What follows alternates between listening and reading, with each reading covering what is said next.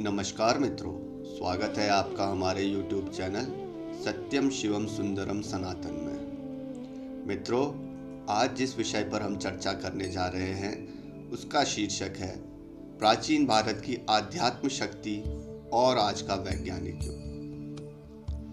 मित्रों, आधुनिक वैज्ञानिकों के मुताबिक ब्रह्मांड में 100 अरब गैलेक्सी हैं और हर एक गैलेक्सी में 100 अरब से ज़्यादा तारे हैं।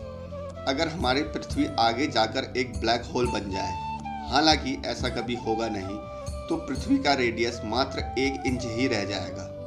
तो ज़रा सोचिए कि हमारी गैलेक्सी, जिसे मिल्की वे भी कहते हैं, के सेंटर में मौजूद ब्लैक होल किसी समय कितना बड़ा तारा रहा होगा, क्योंकि वर्तमान में उसका रेडियस लगभग 12 करोड़ किलोमीटर का है। हमारा सूर्य इस ब्लैक होल की एक परिक्रमा करीब 23 करोड़ सालों में पूरी कर पाता है और इससे भी बड़े करोड़ों ब्लैक होल इस ब्रह्मांड के एक छोटे से कोने में मौजूद हैं। आप अंदाजा लगा सकते हैं कि ब्रह्मांड कितना बड़ा है। शायद इसका कोई अंत ही नहीं है। यह ब्रह्मांड हो या कोई भी वस्तु, हर चीज की उत्पत्ति में आखिर तक कोई ना कोई वैज्ञानिक तर्क मिल ही जाएगा, लेकिन सबसे आखिर में जाकर एक बिंदु पर अटक ही जाओगे जहां विज्ञान का कोई भी नियम या तर्क काम नहीं करता। ब्रह्मांड की उत्पत्ति को लेकर अब तक कई वैज्ञानिक सिद्धांत दिए जा चुके हैं, लेकिन वह सभी सिद्धांत आखिर में जाकर एक ऐसे बिंदु पर अटक जाते हैं जहां विज्ञान पूरी तरह मौन हो जाता है। अब जैसे बिग बैंग सिद्धांत यानी बिग बैंग थ्योरी को ही ले लें, जो अब तक का सर्वमान्य सिद्धांत है, जिस पर नासा को सबसे ज़्यादा भरोसा है। इस सिद्धांत के अनुसार ज़्यादातर वैज्ञानिकों का मानना है कि ब्रह्मांड की उत्पत्ति एक बिंदु में महाविस्फोट होने से हुई है, यानी जब ना ब्रह्मांड था, ना समय था, कुछ भी नहीं था, तब केवल एक बिंदु था जिसमें सारा ब्रह्मांड समाया हुआ था। जब उस बिंदु में महाविस्फोट हुआ, तब वो बिंदु फैलता चला गया, जिससे ब्रह्मांड की उत्पत्ति हुई। लेकिन यहाँ सवाल यह है कि वो बिंदु कहाँ से आया? जब ना अंतरिक्ष था, ना समय था, कुछ ही नहीं, तो वो बिंदु कहाँ लटका हुआ था? अचानक कहाँ से आया और कहाँ आया? क्यों आया? कब आया? उसे किसने बनाया और उसमें अचानक महाविस्फोट क्यों हुआ? फिलहाल इसका कोई भी जवाब आज विज्ञान के पास नहीं है और शायद हो भी नहीं सकता, क्योंकि कुछ बातें विज्ञान और भौतिकता से परे होती हैं। कोई भी व्यवस्थित रचना बिना बुद्धि और बल के हो ही नहीं सकती और बुद्धि चेतन में ही होती है। खैर, ब्रह्मांड की उत्पत्ति को लेकर और भी जितने भी सिद्धांत दिए गए हैं, उन सभी सिद्धांतों में सभी वैज्ञानिक जाकर एक ना एक ऐसे बिंदु पर अटक ही जाते हैं जहां भौतिक विज्ञान का कोई भी नियम या तर्क काम नहीं करता। कहा भी जाता है कि भौतिकता के सारे ब्रह्मांड की 1% गुत्थी भी नहीं सुलझाई जा सकती, लेकिन आध्यात्मिक शक्ति के सहारे पूरे ब्रह्मांड की सैर की जा सकती है। रामायण में भगवान श्री राम जी ने स्वयं कहा है कि कोई भी युद्ध जीतने के लिए आध्यात्मिक शक्ति का होना बहुत जरूरी है।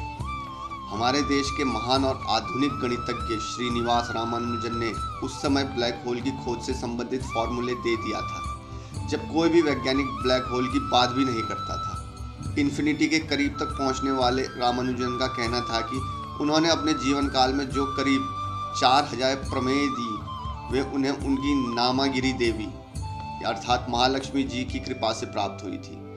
रामानुजन ने कई बार इस बात का खुलासा किया था कि नामगिरी देवी सपने में आकर उन्हें गणित के गूढ़ रहस्य बताती थी। इस बात का जिक्र डॉक्टर अब्दुल कलाम और प्रोफेसर हार्डी ने भी किया है। इस तरह आज का विज्ञान खुद ही बार बार एक अदृश्य शक्ति की तरफ इशारा करता रहता है, फिर भी वो इस शक्ति को नज़रअंदाज करना नहीं छोड़ता, जबकि विज्ञान खुद ही ये नहीं जानता कि विज्ञान किसने बनाया। विज्ञान के रहस्यों की नहीं, प्रकृति के रहस्यों की खोज में लगा रहता है। हम जानते हैं कि जब कोई वैज्ञानिक किसी ऑटोमिक मशीन का निर्माण करता है, तो एक बटन दबाने पर मशीन के सभी पार्ट अपने आप कार्य करने लगते हैं। लेकिन हर ऑटोमेटिक मशीन को बनाने वाला भी तो कोई होता ही है। तो यह ऑटोमेटिक प्रकृति अपने आप कैसे बन गई? यह ऑटोमेटिक प्रकृति किसने बनाई? ये आधुनिक विज्ञान नहीं जानता और कभी जान भी नहीं सकता, क्योंकि सत्य को ही नकार देने से कोई खोज कभी पूरी नहीं हो सकती। और यही कारण है कि आधुनिक वैज्ञानिकों के आए दिन अपने सिद्धांत बदलने पड़ते रहते हैं। यही कारण है कि आधुनिक विज्ञान, जिसे हम विकास समझ बैठे हैं, वास्तव में वो हमारी पृथ्वी को विनाश की ओर ले जा रहा है। अगर सिर्फ यह तर्क दिया जाए कि जो दिखाई नहीं देता वो होता भी नहीं, तो इस तर्क से कभी किसी चीज़ की खोज ही नहीं होनी चाहिए, क्योंकि खोज तो उन्हीं चीज़ों की होती है जो दिखाई नहीं देती। जैसे दो पत्थरों में अग्नि को प्रकट करने का गुण है, लेकिन वो दिखाई नहीं देता जब तक कि उन दो पत्थरों को बार बार रगड़ा ना जाए। छाछ में मक्खन भी है, लेकिन बिना मथे नहीं दिखाई देता। आंखें बंद कर लेने से सूर्य का प्रकाश लोप नहीं हो जाता। कोहरे के कारण अगर सामने का रास्ता नजर नहीं आता, तो इसका मतलब ये नहीं कि आगे रास्ता ही नहीं है। विज्ञान चाहे जितनी उन्नति कर ले, लेकिन वो प्रकृति पर विजय कभी नहीं पा सकता, और ये बात खुद विज्ञान भी जानता है, और ये कई बार साबित भी हो चुका है। भारतवर्ष ही वह पवित्र भूमि है जहाँ से मानव सभ्यता और संस्कृति का जन्म हुआ, जहाँ से विज्ञान और गणित का भी जन्म हुआ। आज विज्ञान ने जितनी भी उन्नति की है और आज तक जितनी भी उन्नति हुई है, वे सभी भारत के प्राचीन ऋषि मुनियों और विद्वानों की खोज का ही परिणाम है, जिन्हें समझना आज के लोगों के लिए संभव ही नहीं है। हमारे प्राचीन भारतीय ऋषि मुनियों और विद्वानों की कही गई बातों और की गई खोजों को समझने के लिए ही आज के बड़े बड़े वैज्ञानिक बड़ी बड़ी रिसर्च करते रहते हैं। आज के तो वैज्ञानिक युग के हजारों नुकसान सामने आ रहे हैं। चारों तरफ हाहाकार मचा हुआ है, हर मौसम कोड़े बरसा रहा है। आज प्राचीन काल की तरह मौसम को देखते हुए किसी तरह की कोई भी योजना नहीं बनाई जा सकती। केवल पृथ्वी ही नहीं, हमने तो अपना अंतरिक्ष भी कचड़े से भर दिया है। आज के महान वैज्ञानिक दूसरे ग्रहों पर तो जीवन तलाश रहे हैं और अपने प्रयोगों से अपनी ही पृथ्वी को बंजर बनाते जा रहे हैं। ऐसे ही मानव सभ्य बना तब से अपनी धरती पर सांस लेना ही मुश्किल हो गया। जबकि विमान तो पहले भी उड़ा करते थे, पुल से समुद्र पार तो पहले भी किया जाते थे, बड़े बड़े भवन और ऊंचे ऊंचे मंदिर तो पहले भी बना करते थे, अंतरिक्ष की सैर तो पहले भी हुआ करती थी, खेती तो पहले भी होती थी, और वस्त्र आभूषण और अन्य उपभोग की वस्तुओं का निर्माण तो पहले भी हुआ करता था। लेकिन तब ना हवा में जहर घुला, ना नदियाँ विषैली हुई। अगर हमारे प्राचीन ऋषि मुनियों और विद्वानों की बातों का सही सही मतलब पता चल जाए, तो विज्ञान की और भी प्रगति के साथ साथ पृथ्वी को भी सुखी और समृद्ध बनाया जा सकता है। आज हमें नासा आदि की खोजें जितनी बड़ी लगती है, उन पर जितना आश्चर्य होता है, इन सब पर इतना आश्चर्य कभी नहीं होता अगर हमें अपने ही प्राचीन भारतीय धर्म ग्रंथों के रहस्य पता चल जाते। अगर 90 लाख से ज़्यादा पुस्तकों और ग्रंथों को जला ना दिया गया होता, अगर संस्कृत के सही अर्थ समझने वालों को मार ना दिया गया होता, अगर तक्षशिला, विक्रमशिला, नालंदा आदि विश्वविद्यालयों को नष्ट ना कर दिया गया होता, तो कई बड़े रहस्यों पर से पर्दा भी जरूर उठता।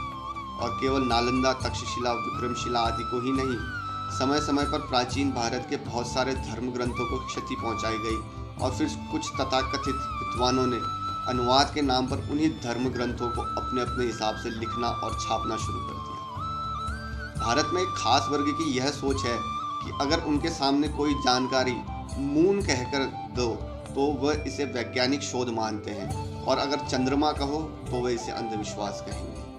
और ऐसे लोग हर खोज का क्रेडिट विदेशियों या अंग्रेजों को ही देना चाहते हैं, जबकि अंग्रेज खुद ही अपनी सभी खोजों के लिए भारत के मूल वेद पुराणों पर निर्भर हैं। प्राचीन भारत के जिन लाखों ग्रंथों को क्षति पहुंचाई गई, उनमें हमारे हजारों ऋषि मुनियों और विद्वानों की करोड़ों सालों की कड़ी मेहनत और कठिन साधना थी।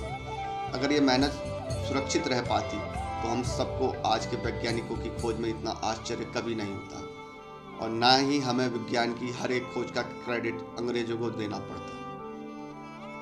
ना जाने कितनी ही बड़ी बीमारियों का इलाज दुनिया के पास होता, कितनी ही दुर्लभ जड़ी बूटियां, वनस्पतियों आदि की जानकारी हमारे बीच होती, कितनी ही चीज़ों के सही प्रयोग और गुणों पर से पर्दा उठता, वेदों आदि में अर्थ के अनर्थ ना किए जाते, और हमें अपने तर्कों पर केवल एक वाक्य कहकर चिढ़ाया ना जाता कि तुम्हारे पास प्रमाण ही क्या है। लेकिन सारे रहस्य रह गए, सब कुछ जलकर खाक हो गया। तो मित्रों, ये थी आज की हमारी कथा। आशा करता हूँ मित्रों, आपको हमारा यह वीडियो पसंद आया होगा। अगर आपको हमारा यह वीडियो पसंद आया तो कृपया करके हमारे इस वीडियो को लाइक और शेयर करना बिल्कुल मत भूलिएगा, और हमारे इस चैनल को सब्सक्राइब करना भी बिल्कुल मत भूलिएगा। तो मित्रों, मिलते हैं अगले किसी और वीडियो में।